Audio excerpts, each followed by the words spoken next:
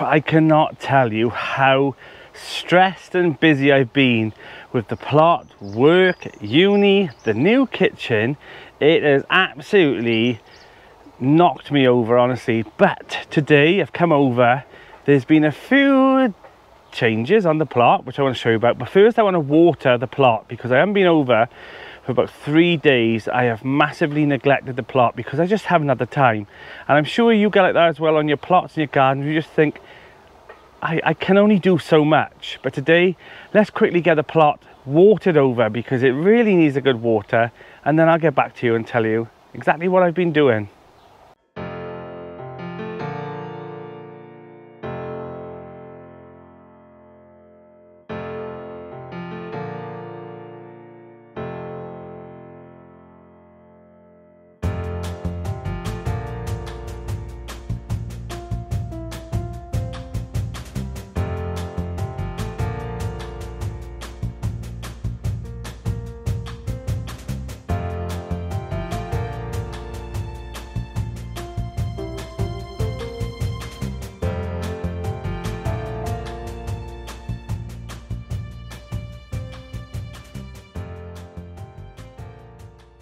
So that's all done. The plot's nicely watered. Well, at least all the plants that were desperate for it anyway. I'll do another water now in about an hour or so. But let me tell you what I've been doing, regardless of life, on the plot. So the small amount of time that I had to come over to the plot, I came over and thought, what can I do on a really hot day? Boiling hot. That's right. I decided to cut down some of the brambles. Honestly, I Trojaned through that. I absolutely Trojaned through it to the point where Cheryl and Linda had to come over and say, you need to stop now, you need to stop. It was the only time that I had to do it, and I thought it was starting to niggle me now, and you know, it's almost the time when I have to give up the grapevine plot, so I need the space to bring all the stuff up and all. Anyway, don't feel sorry for me. So I came over, tackled the brambles bit by bit, went through the plot, you know, through that area, and to be honest, it wasn't as bad as I thought. I couldn't use my headphones either, which was annoying because I didn't want to have headphones on and then I hit a wasp's nest or something, and I'm oblivious to it. So I just plodded on through, and I got there in the end, well, as much as I could. But let's take you over there and show you how much I did. So as you can see, quite a big dent. Now this area here is probably 8 to 10 feet wide and probably 20 feet long, so there's a good amount of space there. But look, I found a barrel that was underneath. Now if you remember, you couldn't see the shed, you know, it was right to the roof. But I've knocked it back, and would you believe it, I've not actually taken anything away. So what I've taken, what I cut back, just dropped to the floor, and look how flat it is. So I will have to drag all this up because this is all brambles and bindweed, and if you leave that in there, it'll rot back down bits, and then bits will be left, and then it'll root, and then it'll start all over again. So I've still got this area here. Now I did stop because it was too warm. There is some raspberry canes through here, 2 gooseberry bushes, which is why I stopped, because I could only get so far, and I noticed there was gooseberries actually on here, which I'll show you now. So there is some little gooseberries on these bushes, which is crazy to think they're underneath this, you know, jungle of darkness. But I've got this little bit stretch to do today. I'm hoping I can get this done today, to be honest, but we'll see. And then I want to open the shed up. I'm going to take this bit off here. I don't want the shed to fall down on me, so I think I'm just going to take this bit out so I've got access into the shed for the next projects, and then hopefully I can make this a bit more secure, and it will be a plan for the next couple of weeks when I've got more time. But for now, I want to be able to take this bit off, maybe put some tarp on the front and use it to store some of the things like in the polytunnel, because I still haven't emptied the polytunnel fully. You know, there's still 2 racking shelves in there, a pile of doors at the back, which is for the here. So there is this, it's like this snowball effect that I can't do one thing without the next thing and the next thing, but we're getting there. So yeah, this is a good amount of progress, right? I'm really pleased about that. We've had a few more deaths on the plot, a few more pumpkins. Out of the 8, I'm down to 4. Some of the cabbages are starting to get slug attacks, so I need to, you know, you take your foot off the mark and you close your eyes for a few days on the plot, and they will come in and they will rampage through your plot. So yeah, so you can tell I've missed a few days on you, but you know, life gets in the way. Let me show you what else has been going on, because there is some good things as well. So I noticed some of the potatoes were dying back. That was the Charlotte, so I think I did actually plant them first. So that might be why, or they just weren't getting as much water in. All the others seem to be doing okay, but I've noticed the Charlottes are starting to die back a bit now. But again, it could be due to the lack of watering as well. But all the others are looking okay. The corns, well, you know, they're just battling on. Give most of it a good watering now. The leeks are looking amazing now as well. Swedes, I can't fault the Swedes, honestly, and the cabbages. We have got a few slug attacks, you know, dotted round.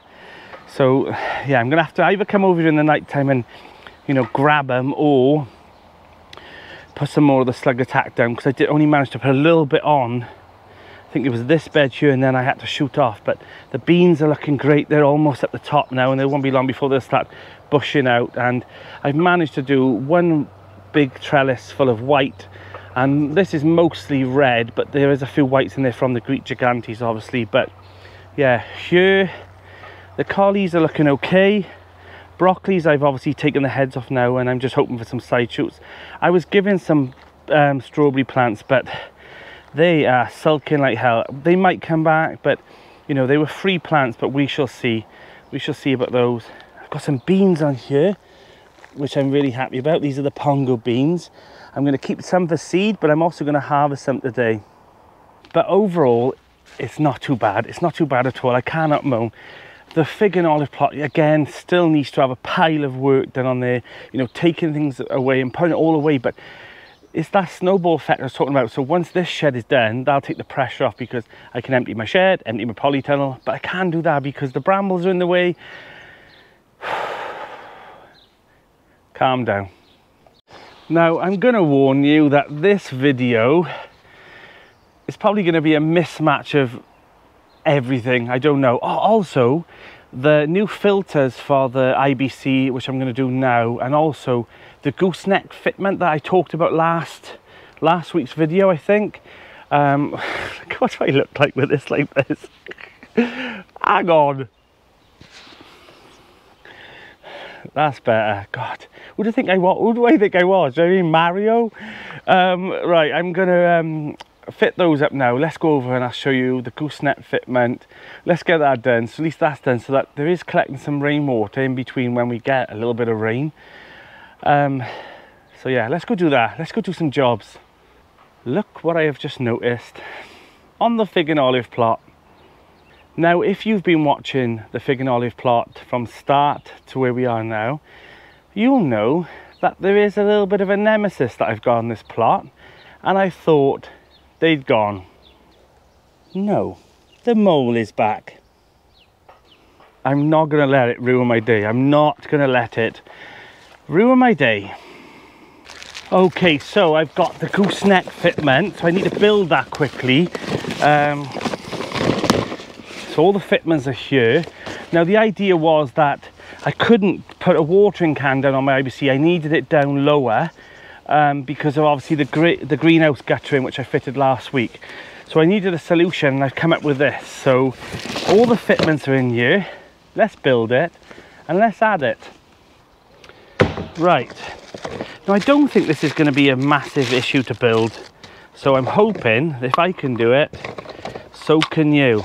So it seems pretty straightforward, to be honest. I don't need this fitment on for a start. I'm going to use this one, which is for the hose pipe. Now it doesn't look like the best one, I gotta be honest, so I might put a better one on if this starts popping off.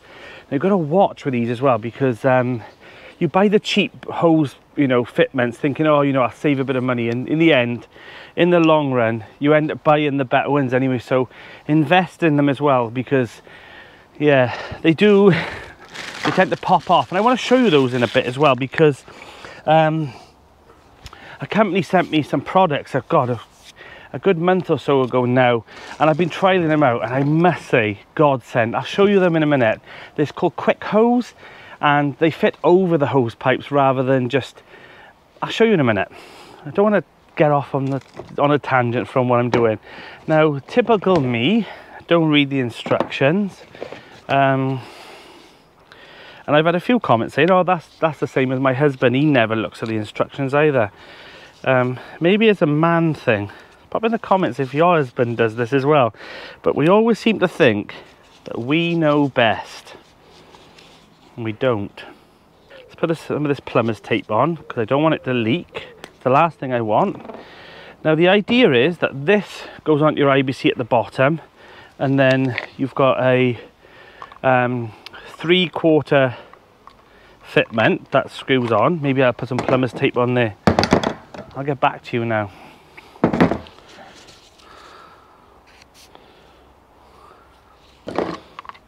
Okay, so we've got the plumber's tape on. Hang on. Right, let's put this on. Come on. And I'm hoping this will problem solve my issue. I can't get the watering can under, and this now will become... That's perfect. And then this goes on here. If I don't keep dropping things. Am I doing this right? Why am I like this, honestly?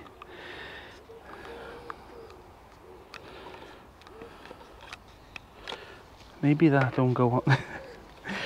I'm going to regret this, and I'm absolutely going to regret this. I'm not listening. Does that go on like that? Nope. I apologise for this video. It's not my usual video where I pretend that I know what I'm doing. This is a video where I absolutely do not know what I'm doing, and yeah. Does this work? This looks like it works. Put that in there. Why don't we just read the instructions? Does this work? Oh, look at that. If I read the instructions, I would have done that a lot quicker, but there. Right, and then this one goes on here.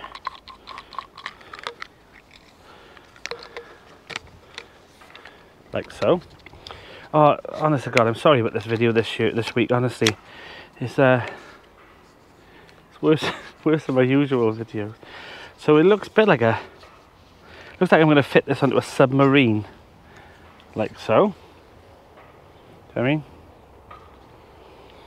Okay, that's that done. And this goes onto here.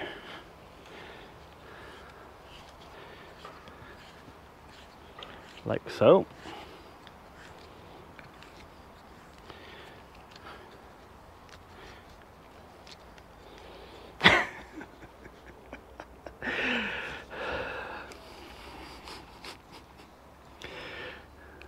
Like so.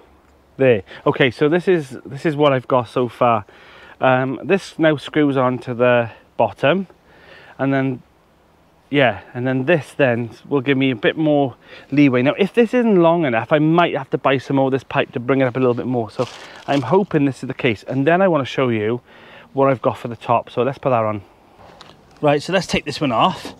So I've said Johnny can have this one, so that's not a problem.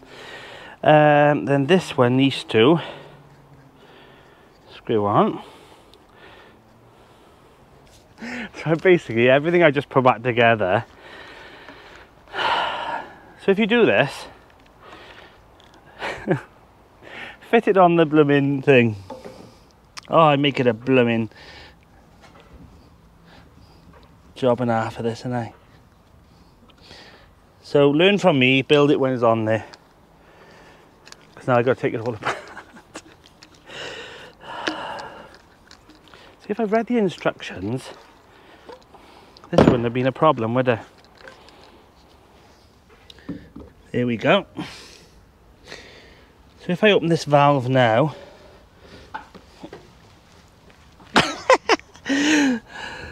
what's going on? Oh.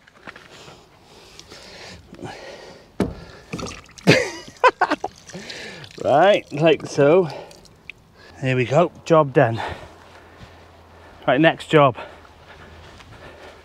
So my next issue was that debris from the guttering could fall down these holes, and actually it's blocked this one already by the looks. So that's not good. So debris falls on there, like leaves, falls into here and goes into here. So I don't want that. So with the lid, let's take this cap off, like so. Now these filters that I bought 2 because obviously I got an IBC on the other plot as well. I think fit on here. Not gonna fit, is it? Now how do they fit on here, I wonder? Okay.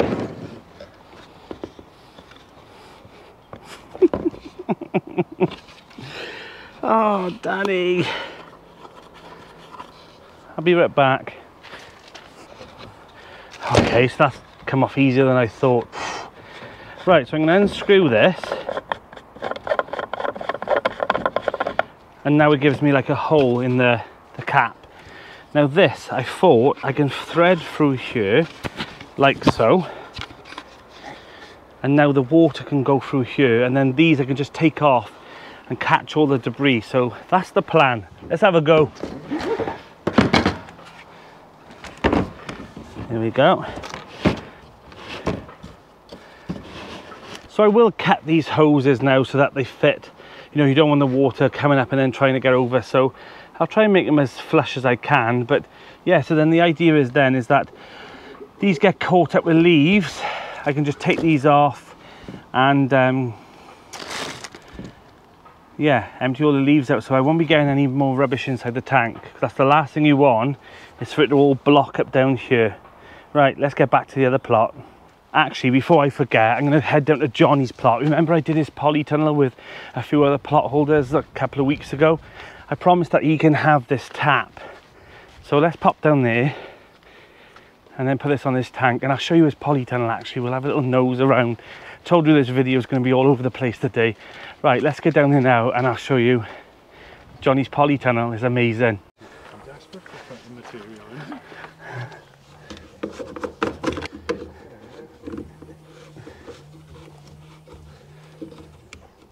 I laughed out loud the other day when you said that's 2 pats I put in. So this is Johnny's second plot now, and if you can see, he's done absolutely amazing on you, him and Emma. They've got all the crops and all in now as well, and this was all the homemade compost over here as well. So yeah, I'm a little bit worried because they've got an olive tree here and they've got a fig tree down there as well, so maybe they're going to be the fig and olive too, maybe. But yeah, look at the polytunnel now. I mean, he's done wonders in here. I want to show you something as well. Look at these. So he's got 2 fans in here, and they're just powered by the sun of this little solar panel here, and then he's run it across, and they're connected to USBs, and yeah, they're just circulating the air a little bit, which is genius. So in here, as you can see, he's got all his tomatoes, and he's already got a pile on here, so he's way ahead of me. Yeah, as you can see, he's done well. He's got his lemon tree in here, melon at the back, some chilies, some peppers, and this one in here is a dragon egg cucumber. Can you see it? So yeah, it's all looking amazing. He's got all kind of cucumbers, but fair play to Johnny and Emma. They've done a really good job with this tunnel so far. So yeah, it's really nice when you see other people, you know, and Johnny's definitely benefiting from that polytunnel. He absolutely loves it. He says the best thing, you know, he's ever done on the plot, and growing there now. He's got loads of plants, but you can see that he's really enthusiastic about it. And yeah, it's just great to see, you know, other people now. All the plot now is starting to flower up, and everyone else as well. You start seeing all the plots all down the site now are starting to grow all their veg and stuff, so it's nice to see it. And I've noticed that the Blauhilders on here finally climbing up to here, so hopefully I'll start getting some purple beans soon. Now I've got a list again as long as my arm. I need to drop down Mark's ladders that I've been promising to take down to his plot that he's borrowed me. Got to take them back as well, so I need to remember to do that as well. But yeah, overall I've got jobs as long as my arm. Right, let's have a look at this shed. So I think I'm going to take the front off for now. Now my plan is all of these all of these are going to have to be dug out. If you can see, there's loads of raspberry canes and bramble canes that have dropped down and rooted, but you know, that is a job for another day. But so I'm thinking I'm going to take this out without hopefully the roof falling down and killing me. So if this video comes out, I'm all right. If there's no video, well there will be, because you've listened to this part, but hopefully I'll be all right.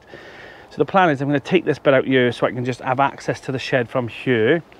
The main door over there I'm going to try and close just to keep a bit of rain out-ish. You know, I know there's holes everywhere, and at least then I can clear it out, store things in there from the polytunnel and the shed down on the grapevine garden. So at least I can kind of use it for now until I start building the shed. And this is going to be, honestly, my dream shed. I'm going to really spend a lot of time designing this and making sure it ticks off every box that I want it to do.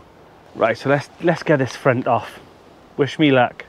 So before I do that as well, I need to tip this over as well at the end, because this is stagnant water. It's been collected by the rain over years, I'm sure, and you know, God knows what's in there. But also down here, look what I found. A beautiful cast iron gate.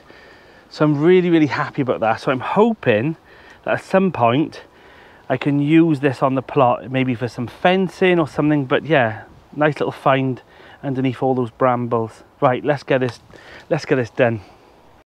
Just close your eyes and let them rest. I know it's hard to fall asleep, but do your best. 'Cause there's a place that I go to when I want to hide from all the shades of blue. 'Cause at times I think of leaving, my mind takes me back to fall, when the snow begins to sing goodnight to warm. But I will never leave your side.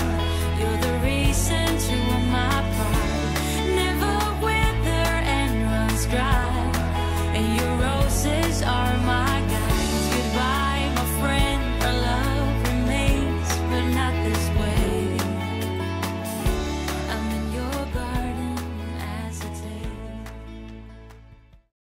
Now, as you can see, I've cut down most of this now. Now, this bit here, I'm going to have to take a little bit more time on, because there is a few gooseberry bushes in there, and I'm hoping to save them. The more I look at the shed, the more it looks like a shed of doom. But I'm hoping to salvage at least the metal roof off the top. And then this will have to be cut back as well, because, I mean, that's a job and a half there as well. I need to cut back all of this as well. But these jobs can be done later on. But there is a few tasks here that I'm gonna have to at some point not put them off and do them, because I need this for storage. But yeah, so far I'm happy with it. And the thing that surprised me the most is that I've cut everything down. And now, if you remember, this was as to the top of the shed here. I've cut all this back. I've not removed any. Look at it, it's just dropped to the floor. And where I've been stepping on it, it's just, there's nothing. It's hardly anything. So I was really worried that all of this, you know, this foliage and all the brambles and all, was going to be a headache to try and remove. I mean, it was, like, you still can't, you know, I can't get over how much has just disappeared into nothing. So most of it was just air underneath there, but I suppose that's a good thing. I've had a few people ask me about the bark paths and why I focus on them so much. Now, look at this path, you know, hardly any weeds in there now. You get the odd one. Look at this path, that hasn't been done. Now, can you see all the weeds coming up already? You know, it's pretty much just a bed. So I'm glad really that I can see a few docks coming up and things. So they'll have to be up, and dandelions as well. So I'll hoe them and dig out some of them. But I mean, you know, the maintenance is very low once you put the bark paths down, you know. And the same with these as well. I heavily mulched this bed here. And you can see hardly any weeds coming out. This one, I didn't put any cardboard down, I just put compost on the top. Now, I did this for a reason, to show you the difference between putting the cardboard down first with compost and not. You know, I just put the compost on the top, and as you can see, the weeds are coming through. So, you know, don't skip a few steps. is really excited to see the bean flowers now coming on here, and it won't be long before I'll be getting some beans. Now, I cannot wait. I'm hoping that this will be okay. Like, I built this and it's wrapped itself around there. The only concern I've got about it is that later on in the season, will I be able to salvage this net, because they're going to be intertwined in it so much. But we shall see. If not, next year maybe I'll think of something else. But you know, these things are definitely here to trial and see how we get on. And the sweet peas, look, oh god, honestly, they're just beautiful now. Really, really beautiful. And underneath, all the salad now is still looking lovely. I'm going to harvest some more salad today. I'm starting to take bits and bobs out, and once I take a plant out, the lettuce seems to grow quicker again and take over. The rocket now has gone to flower, which is okay. I don't mind the bees having some of this, but there's plenty of jobs to do at the plot. Now, as I've mentioned, I am struggling for time this week. It's just been crazy, and I can see the plot has suffered from it. You know, some watering, some plants are really suffering, and I feel really bad about it. And that plant guilt, you know, I've grown these from seed and now I'm letting them suffer a little bit. But you know, you cannot let the plot or your garden hold you to ransom. You know, things will happen, your life will take over sometimes. But next week I've got some days off that I'm going to focus on the plot and go through everything, give it a good sort out. And you know, these things happen, and people sometimes message me and say, like, your plot looks, you know, like it's all efficient, and it's not. You know, there's times where I'll be hit with something and I think, oh, the plot's going to suffer now. And like I said, don't let the plot hold you ransom, but you need to enjoy it as well. And sometimes things just die, and sometimes things work really, really well. And you know, you cannot just constantly be there. It's like sometimes, you know, you'll think that you can do it all and you can't. And sometimes you just need to remember that you've only got one pair of hands. And yeah, so just don't stress about it. I'm not feeling guilty about it at all. It's just sometimes I come over and think, God, I wish I'd done that a bit better. But I'm looking over now and I want to show you something where I did something different this year. I planted a mixture of nasturtiums, different colours together. And look how beautiful this is. How lovely are these? Like creamy nasturtiums, yellow, orange, and there's some pink ones over here as well, all mixed in between the blues, the whites and the pinks and purples of the sweet peas. Now, it won't be long before these will start going to seed a bit. I have been picking some sweet peas, but it won't be long before this area always becomes like a bird frenzy. They tend to sit on top of the compost heaps. They go in and take the sweet pea seeds and stuff. Well, that's fine, but yeah, I absolutely love this this mixture of nasturtiums this year. I'm definitely going to do that again. So these are the Cobra French beans that I sowed about a week or so ago, and look at them already. They're looking amazing. The heat and the polytunnels definitely pushed these on. Now these are for that the hazelnut obelisk sort of thing in the middle of the plot over there. I'm going to plant these because I'm hoping that these will come a little bit later than the runner beans. And the reason that I've done French beans as well, climbing ones, is because I figured that these are something that I use a lot of in winter, and especially like the runner beans I like on like Sunday roast and things like that, but the French beans I tend to use as well in things like rice dishes, curries and things. So I figured these would be a good staple as well. Now I've got some bush beans as well already growing, but they're okay because I'm going to use them first, you know. But these ones I'm growing for storage. Now if you've already sown your runner beans and your French beans a few months ago, you know, start thinking about sowing some more now as well, because I've done this many a times. And if you've got some space on your plot or an empty bed coming up, why not use that space, put up a few canes, grow some more, and then you'll have some later on that's fresh as well. And it's always handy to give them away or to store in the freezer as well. So let's get these in, and also I want to take the ladders down to Mark. Let's go. Our hearts beat to the city streets. We began to feel the fire. We rise like tall buildings as the chemicals, they take us higher.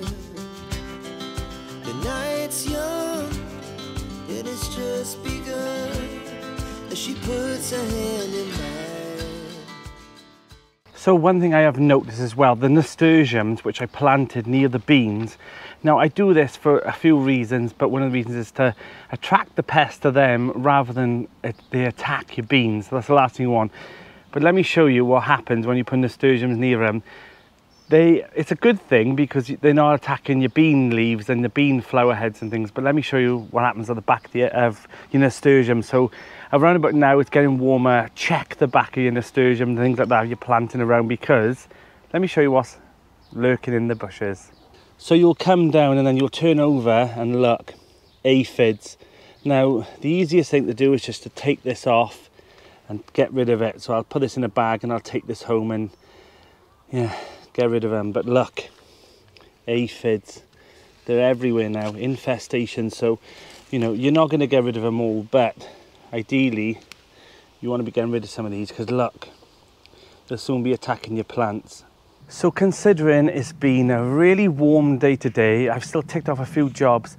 Now I'm not over yet, I've still got plenty more to do. But if you want to watch another video, which I'm in, Annie is doing a collaboration and about plot to plate food, and I've actually put a recipe up there as well. So here's the video here. Go over and watch that now. I'm Danny and this is Grow Up.